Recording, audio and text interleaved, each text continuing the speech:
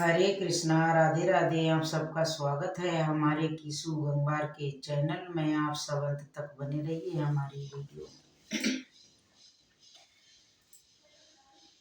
फिर आपका स्वागत है हमारे गंगवार साहब के चैनल में।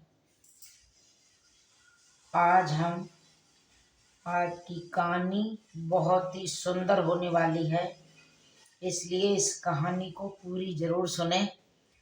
ये कहानी आपको आपके जीवन में ढेर सारी प्रेरणाएं देगी, इसलिए इस कहानी को सुनने के बाद कभी भी गरीब नहीं रह सकते। और जो लोग अपनी पत्नियों से बेतहा मोहब्बत करते हैं तो वो लोग इस वीडियो को जरूर देखिएगा। प्रिय मित्रों, हम ये नहीं कहते कि आप अपनी पत्नियों से प्रेम ना कीजिए, लेकिन प्रेम कीजिए। इस वीडियो को भी आप जरूर देखिए।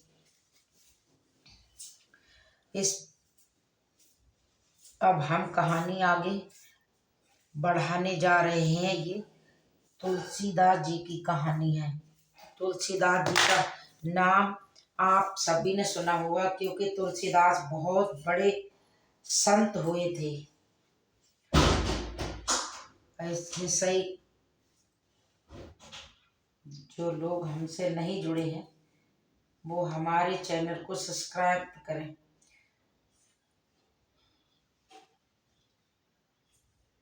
और उसका फायदा उठा सको। जीवन में एक समय ऐसा था कि वहाँ आम लोगों की तरह वहाँ इंसान थे। जब तुलसीदास जी का बचपन खत्म होता है, जब थोड़ी जवानी आती है तो तुलसीदास जी की शादी करा दी जाती है। तुलसीदास की जो घरवाली थी उनका नाम रत्नावती नाम था। रत्नावती के साथ तुलसीदास की शादी हो जाती है और शादी होने के बाद रत्नावती से बहुत मोहब्बत करते थे।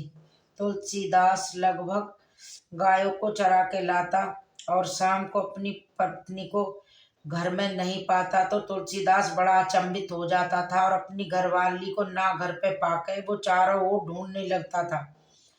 और जब उसकी घरवाली उसको मिल जाती थी तो तब जाके तुलसीदास के घर दिल में चैन आता था।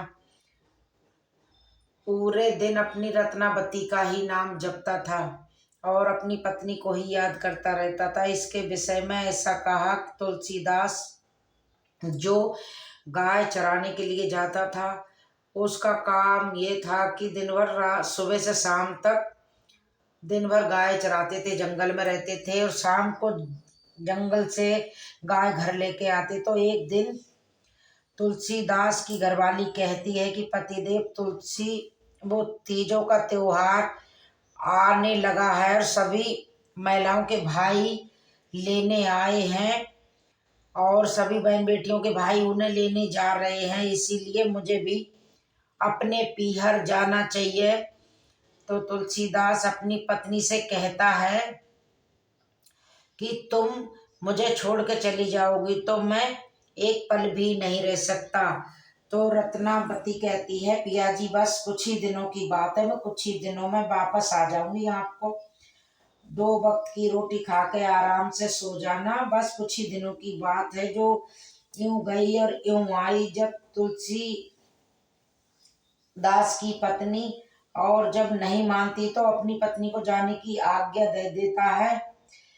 प्यारे मित्रों, उसकी पत्नी अपने मायके चली जाती है तो तुलसीदास अपनी गाय चराने चला जाता है जंगल में और दिन भर अपनी पत्नी का ही नाम जपते रहता है, रत्नावती रत्नावती रत्नावती। और शाम के बखत सभी गायों को लेके अपने घर पर आता है। जब घर पर आता है तो घर के दरवाजे बंद दिखाई देते हैं। अपनी पत्नी को नहीं पाके तुलसीदास का दिमाग खराब हो जाता है। प्यारे मित्रों, तुलसीदास को कुछ दिखाई नहीं देता, सिर्फ अपनी पत्नी दिखाई देती है, रत्नावती। तुलसीदास का इतना खराब हो जाता है कि तुलसीदास को एक पल भी चैन नहीं मिलता। फिर भी किसी तरह अपने दरवाजे को खोलता है, अपने घर में प्रवेश करता है तो तुलसीदास को घर में कुछ भी नजर नहीं आता है, सिर्फ और सिर्फ उनकी घर वाली नजर आती है।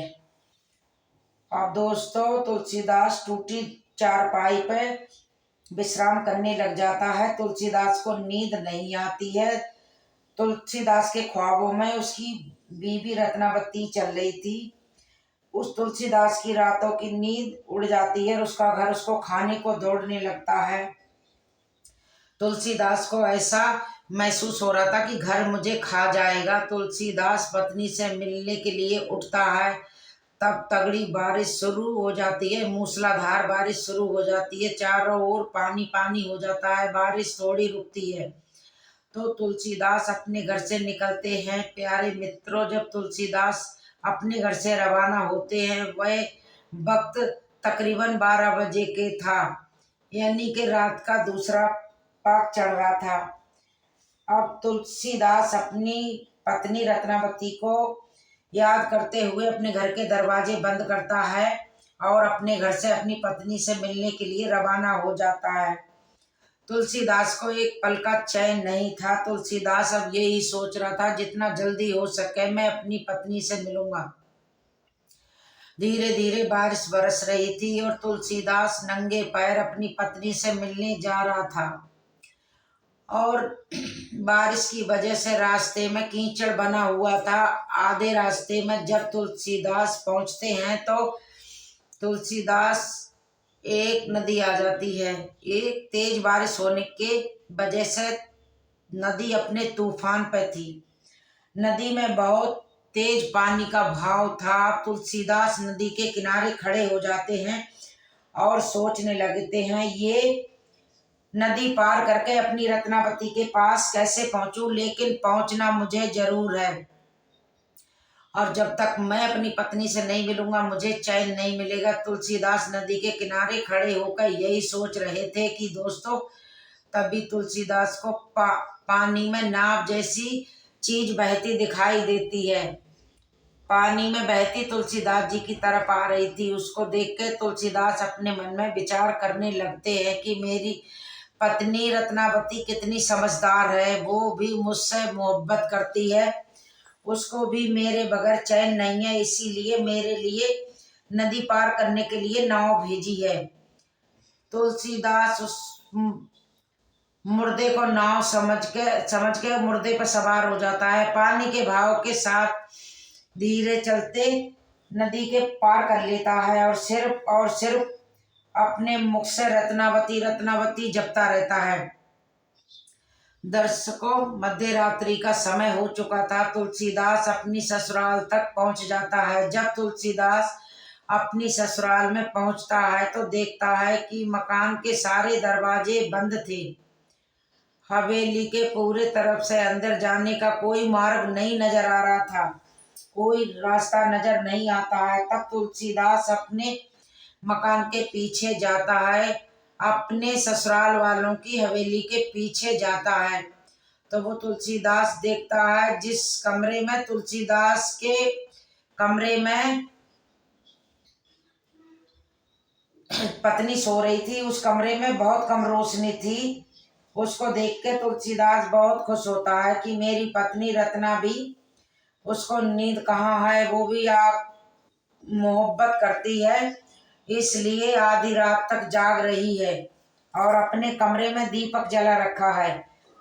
यार, इसी बात को तुलसीदास ये सोचने लग जाते हैं कि अब तुलसीदास जी को एक चिंता सताने लगती है कि मैं अपनी पत्नी तक पहुंचूं तो पहुंचूं कैसे, क्योंकि चारों तरफ से दरवाजे बंद हैं, सभी लोग सोए हुए थे। तभी तुलसीदास जी को ऊपर से लटकती हुई एक मोटी रस्सी की तरफ नजर पड़ती है। अब उसे देखकर तुलसीदास बड़ा ही प्रसन्न होते हैं और सोचने लगते हैं कि मेरी पत्नी मेरी मुझसे इतना ही प्रेम करती है, वो भी मेरा इंतजार कर रही है, इसलिए मुझे ऊपर चढ़ने के लिए रस्सी डाल दी है। लेकिन वो रस्सा नहीं था, एक काला अजगर सांप था जो पानी की नाली में होके लटका हुआ था। जब तुलसीदास अजगर सांप को पकड़ के जाता है तो वही ऊपर चढ़ता है और अपनी पत्नी के कमरे में जाता है। देखता है कि तुलसीदास अपनी पत्नी को जगाता है और कहता है, रत्नावती खड़ी हो, मैं आ चुका हूँ, अब तुम खड़ी हो जाओ। रत्नावी की नींद टूटती है। वो देखती है कि तुलसीदास उनके पति उनके सामने खड़े हैं। रत्नावती एकदम चौंक जाती है और अपने पति से कहने लगती है, अरे मूर्ख इंसान, इस समय तुम मेरे कमरे तक आ गया है। यदि तुम्हें आना ही तो दिन में आता, सभी लोग तुम्हारा स्वागत करते। तुम एक चोर की भांति रात्रि के समय मेरे कमरे तक आ गए हो। इतनी मोहब्बत मुझसे करते हो, इतना प्रेम मुझसे करते हो। तभी तुलसीदास अपनी पत्नी रत्नाबी से कहता है कि रत्नाबी, तुम मुझे बेतहा मोहब्बत करती हो, तभी तो तुमने अपने कमरे में दीपक जला रखा है, मुझे आने के लिए नदी में नाव भेजी है, और तुम्हारी हवेली के दरवाजे बंद होने के कारण मुझे ऊपर चढ़ने के लिए तुमने रस्सा लटका दिया है। तुम भी मुझसे उतना ही प्रेम करती हो कि जितना मैं तुमसे प्रेम करता हूँ। अपने पति तुलसीदास की इतनी बात सुनने के बाद रत्ना भी और भी चौंक जाती है और कहने लगती है कि मैंने तुम्हें कोई नाव नहीं भेजी है और ना ही मैंने कोई रस्सा लटकाया है। प्यारे मित्रों, तुलसीदास अपनी पत्नी से कहते हैं, ये देखो अभी भी रस्सा लटका हुआ है। तब तुलसीदास की पत्नी रत्नावती देखने जाती है। तुलसीदास अपनी पत्नी के प्रेम में अंधे होकर चढ़ गए थे, मकान पर चढ़ते थे और जो पानी की नाव समझ के नदी पार की थी, वो नाव नहीं, एक मुर्दा था। तब तुलसीदास की पत्नी अपने पति तुलसीदास से कहती है, अरे मूर्ख, जितना प्रेम तुम मुझसे करते हो, जो मुर्दे को नाव समझ के आ गए, इस सांप को रस्सा समझ के आ गए, इतने अंधे प्रेम में पागल हो गए हो। इतना प्रेम अगर ईश्वर से करो तो तुम्हारी मृत्यु हो जाती है, तो तुम्हारा जीवन सार्थक हो जाता है। इतना प्रेम, इतनी लगन। तब तुलसीदास अपनी पत्नी से कहने लगा कि मेरी बात गौर से सुनो। तुलसीदास कहते हैं, प्यास न देखे, भूख न देखे जूठा भात, नींद न देखे टूटी खाट, और भाव न देखे दिन और रात। मैं तुमसे इतनी मोहब्बत करता हूँ, तुम्हारे बिना मुझे कुछ दिखाई नहीं देता है, हर जगह मुझे तुम्हें दिखाई देती हो। तब रत्नावती अपने तुलसी से कहती है, मूर्ख इंसान, तुमने इतना प्रेम अगर ईश्वर से किया होता तो तुम्हारा जीवन सार्थक हो जाता, साथ में मेरा सार्थक हो जाता। यदि तुम्हारे थोड़ी सी भी शर्म है तो इसी वक्त से निकल जाओ मेरे घर से, निकल जाओ मेरे घर से। भक्ति भगवान की करो, मेरे अंदर ऐसा कुछ नहीं है। मेरा यहाँ मिट्टी का शरीर है, मेरा धर्म मेरा शरीर है, मेरी इसके पीछे तुम इतने पागल हो रहे हो। इस पागलपन को छोड़ो, तुरंत इसी में वक्त मेरे महल से निकल जाओ, मेरे घर से बाहर निकल जाओ, और तुम सच्चे मर्द हो तो आज के बाद मुझसे प्रेम करना छोड़ दो, और जितना प्रेम तुमने मुझसे किया है उसमें से अधिक मात्र भी प्रेम ईश्वर से करने लगे तो तुम्हारी मुक्ति हो जाएगी।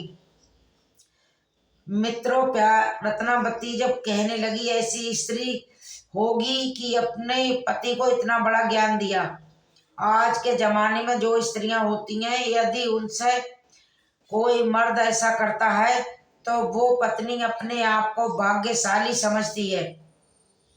ये सोचती है कि मैं बड़ी भाग्यशाली हूँ, जो मुझे इतना प्रेम करने वाला पति मिला है। वो बहुत खुश नसीब हूँ जो मुझे इतने प्रेम करने वाला पति मिला है। आज की महिलाएं ऐसा सोचती हैं, लेकिन प्रिय मित्रों, रत्ना भी कितनी भाग्यशाली होगी जो उसने अपने पति को ऐसी प्रेरणा दी, जो उसका पति तुलसी से तुलसीदास बन गया और अपनी पत्नी का त्याग करके अपनी भगवान की भक्ति में लग गए। अपनी पत्नी की बात सुनने के बाद तुलसीदास, प्यारे दर्शकों, जो सच्चा मर्द होता है, जो सच्चा इंसान होता है, उसके दिल में एक ऐसी चोट लगती है, और ऐसी चोट तब लगती है जिससे हम बेतहा मोहब्बत करते हैं। अब यदि वही हमें दुखदायक भगा दे तो प्यारे दर्शकों, सीने में खंजर की तरह लगता है। ऐसा ही कुछ तुलसीदास के साथ हुआ था। तुलसीदास अपनी पत्नी रत्नाबी से बेहद मोहब्बत किया करते थे। अपनी पत्नी रत्नाबी को बहुत चाहते थे, अपने प्राणों से भी अधिक चाहते थे। मेरे प्यारे मित्रों, जब पत्नी अपनी पति से कहती है, अगर आपके अंदर थोड़ी सी भी इज्जत और थोड़ी शर्म है तो मेरे महल से इसी वक्त निकल जाओ, और जितना प्रेम तुम मुझसे करते हो उससे क्षण मात्र भी तुमने ईश्वर से प्रेम किया होता तो तुम्हारी मुक्ति हो जाती है। तुलसीदास के सीने में ऐसा घाव हो जाता है और तुलसीदास उसी वक्त अपनी पत्नी को छोड़कर जाते हैं और चले जाते हैं, जंगल में ही चले जाते हैं। और वहां पर बहुत तपस्या करने के बाद श्री राम के साथ रहते हैं। प्यारे दर्शकों, तुलसीदास रत्नावती का पति और तुलसीदास पर अति कृपा हुई, तुलसी से तुलसीदास बन गए। इसलिए कहते हैं कि अपनी पत्नी से इतना भी मोह मत रखो, इतना भी बेतहा प्रेम मत करो कि तुम पागल हो जाओ।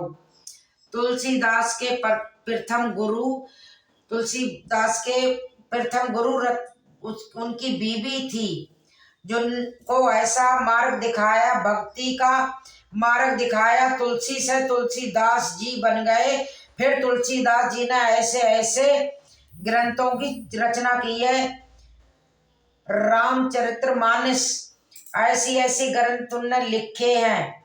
और ये कहानी आपको अच्छी लगे तो एक बार सुनना जरूर। जय श्री कृष्ण। राधे राधे।